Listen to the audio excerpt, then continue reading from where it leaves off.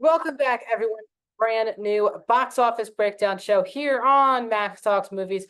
My name is Max Denberg. Today, we're bringing down the box office from this past weekend, which was July the 12th to the 14th domestically. We're also going to look at the 2024 domestic and worldwide charts, as well as preview the week ahead, both for the channel and what's coming out in theaters. So if you're new to the channel, please subscribe and ring that bell for notifications. Let's get to 230 subscribers. I talk all things movies, TV, and box office, and I do rankings and add theater reactions as well. So please subscribe, ring the bell if you like any one of those things. We're growing quick, so get on the Max Talks Movies train. Comment down below. What are your thoughts on this past weekend's box office? What did you see this past weekend? What are you going to see this upcoming weekend? Love responding to all your comments. So I do take the time to look through all the comments. So please comment down below your thoughts. Also, please like the video, guys, the thumbs up button. That's how you support this channel. So without further ado, let's get into this past weekend's box office, July the 12th to the 14th. And let's start at number one is, not shockingly, in its second weekend, Despicable Me 4 for Universal and Illumination, only dropping a mere 42% in its second weekend. Great legs for Despicable Me 4. It goes to another 43.5 million for the 3-day, and its total gross is domestically is now 210 million.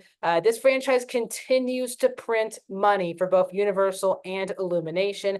It's really Illumination's lone major franchise, and they have already announced the third Minions film coming out in a couple of years. So Universal announced Shrek 5 would be coming out next year, and then in 2026 they would be getting Minions 3. So they're not going to stop making these movies in this franchise as it continues to print money for both Universal and for the animated studio Illumination.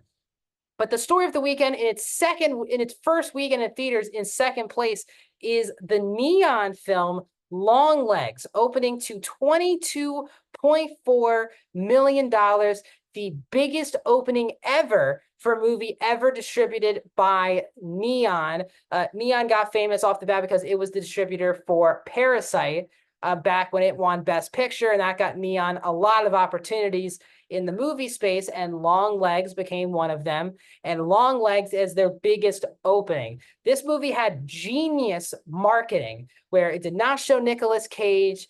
They really built up. There was really good word of buzz from critics who've seen it at festivals and things like that, which led to very creepy trailers mixed in with really favorable reviews. And while the film has not been doing great from an audience score, cinema score, or Rotten Tomatoes audience score perspective, again, this is a horror movie. Cinema score is different, I guess, for people out there for horror films, because horror is one of the most subjective, probably is the most subjective genre out there.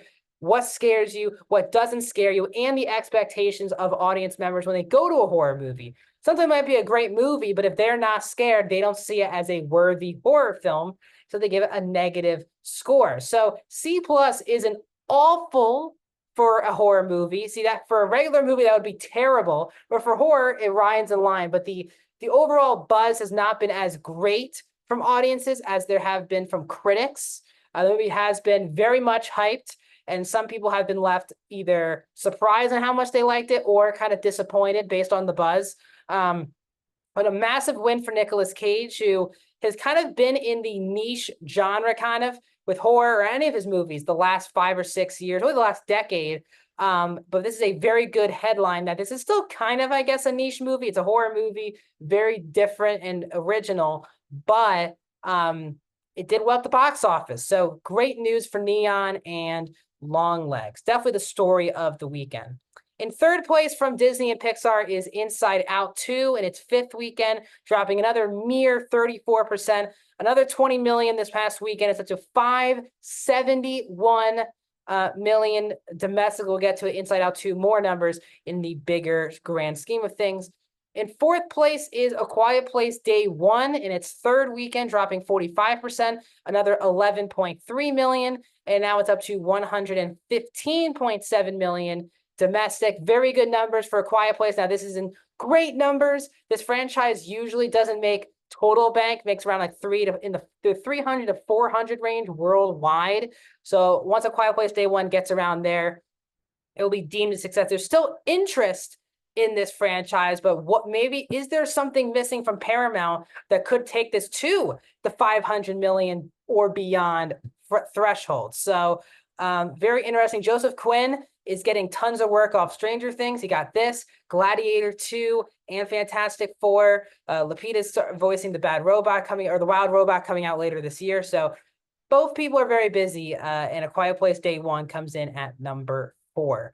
Wrapping up the top 5 is the other new release of the weekend, which is Fly Me to the Moon. This is from Sony, only grossing around 9.4 million for the 3-day. These are not totally great numbers, especially because Channing Tatum has been doing very well at the box office in his return to acting. He took a couple-year hiatus, then he came back with Dog and The Lost City.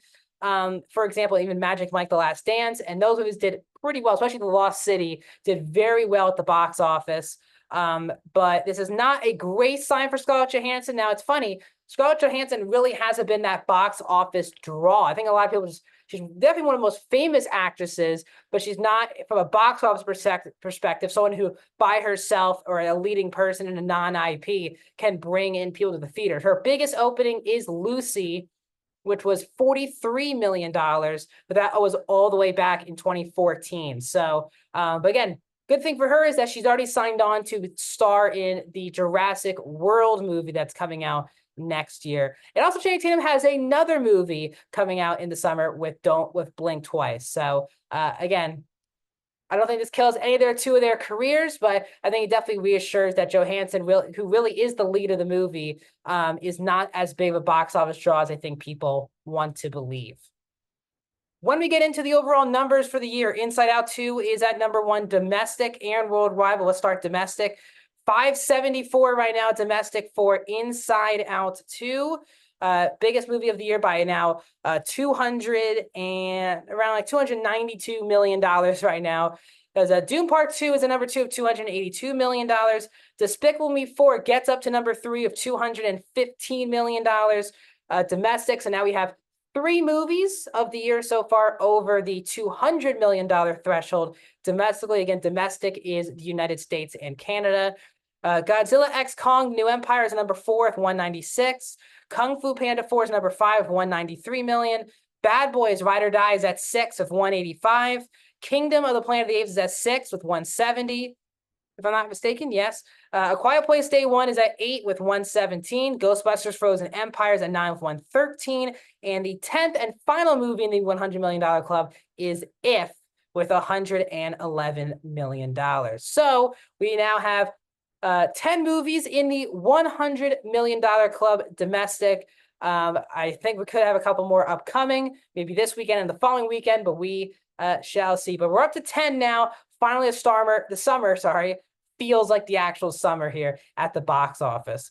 When we keep going with the worldwide numbers, Inside Out 2 became the highest grossing Pixar movie of all time this past weekend, as it's now up to $1.35 billion. Again, worldwide means both combining the domestic box office and the international box office. And Inside Out 2 passing Incredibles 2 for the biggest movie in the history of Pixar, a huge win after the last couple of movies lost money, bad reception, not awards-worthy movies, and now Inside Out 2 is bringing Pixar back into form.